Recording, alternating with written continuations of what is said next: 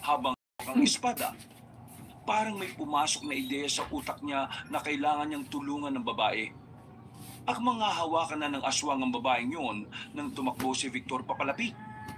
Nagulat ang aswang sa kanya. Hindi na yun nakapaghanda pa. Tinagana ni Victor ang aswang at tinamaan naman yun kaagad sa balikat. Agad na tumumba ang mag-alas 2 na ya. Ang babae naman ay nagtungo sa kanyang likuran. Takot na takot. Ramdam na ramdam niya ang nanginginig nitong kamay habang nakahawak sa kanyang damit. Nang masiguro na ni Victor na wala na nga ang aswang na yon, pinaalis na rin niya ang babae. Marahan namang nilapitan ni Victor ang wala ng buhay na aswang. Tinusok-tusok niya pa ito ng espada pero hindi na talaga yung gumagalaw. Noong mga sandaling yun, hindi na niya naisip pa ang kanyang trabaho. Parang mas nangibabaw sa kanya ang kagustuhang makapagligtas ng buhay. Kakaiba kasi ang pakiramdam na naidulot sa kanya dahil meron siyang natulungan. Pero sa isip-isip niya, malakas ang kutob niya na ang gustong biktimahin ng mga aswang ay puro babae lang.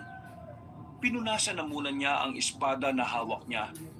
Saka na rin siya umalis sa lugar na yun.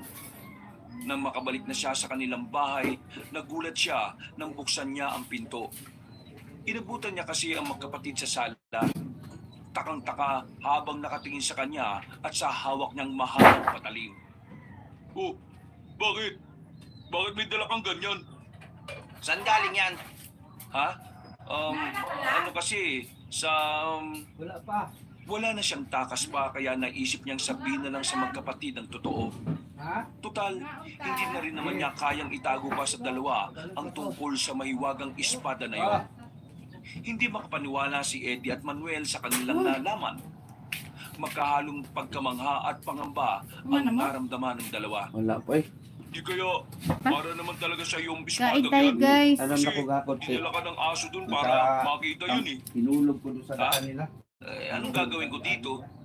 Malamang, gagamitin mo laban sa mga aswang. Nanangit ka daduni mo. Teka. Ibig ba nitong sabihin, ako ang kakalaban sa mga aswang? Eh bakit? Natatakot ka ba? Eh di ba, yun naman ang gusto mo?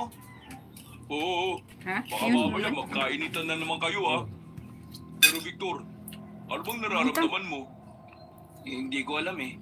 Kanina kasi habang hawak ko to, alam mo yung pakiramdam na Si Mami. kapag lasing ka, May kay ang kaon. tapang at ang lakas ng loob mo.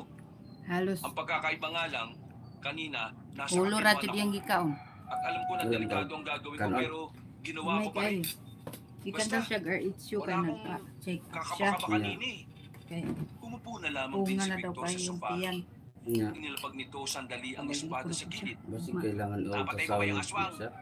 Oo, Punga napatay ko. kayang tiyan. Buti nga nakita ko Diba eh. dagdag? Kasi kung hindi, baka yung babae yung namatay. Kalinis. Si Raulo yung kasama niyang lalaki, iniwan siya. Natigil ang kanilang usapan nang biglang dumating si Ano siya? Magda. Agad namang itinago ni Victor ang kanyang espada. Bala ka na. Nagtataka ang tatlo kung Kaya ano ang nagpakuha ginagawa na. ng babae sa ganong Kasi- oras.